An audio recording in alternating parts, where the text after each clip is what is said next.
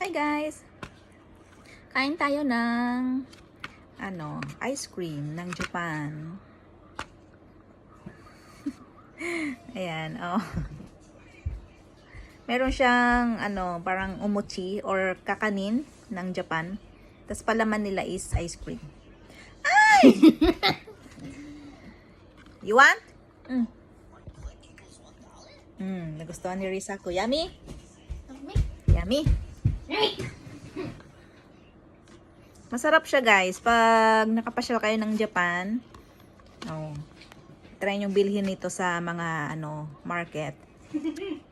Yan, sa frozen foods o frozen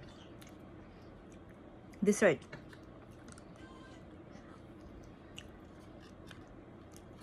Hindi siya masyadong matamis. Sakto lang.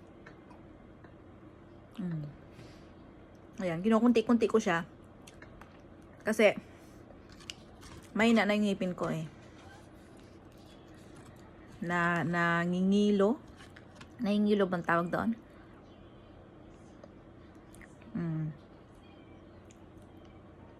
Sarap. Ayan, ito siya.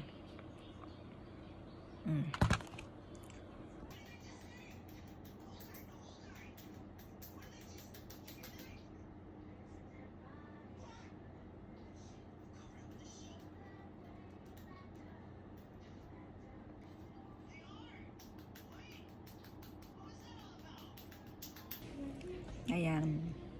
Yukimi Daifuku. Yan ang name niya. Ayan. Enjoy eating, guys. Ayan. Pag sa atin, di ba, sa Pilipinas, nauuso yung tinapay na palaman is ice cream. Oo. Dito naman sa Japan, social sila. Nasa parang kakanin naman. Parang sticky rice. Ito na kakanin sa kanila or umochi ang tawag. Sarap siya. So, yummy. So good.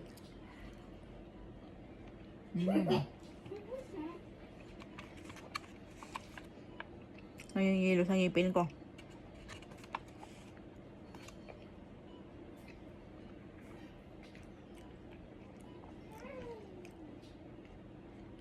Nagme-melted siya sa mouth mo. Sarap.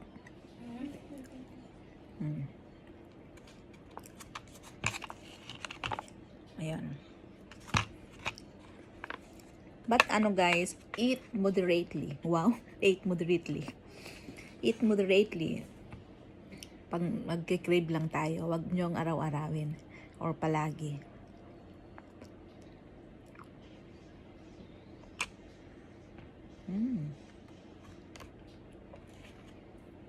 So yummy. So creamy. Yukimi Daifuku. Ayan o. Mapapansin nyo, meron siyang maliit na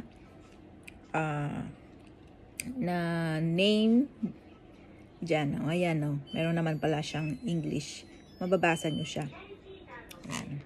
Yan. Screenshot nyo lang yan. Pag napasyala kayo ng Japan, makakapunta kayo. Pag nakapunta kayo ng mga convenience store or sa market, punta kayo sa mga frozen foods or sa mga ice cream na mga frozen dessert.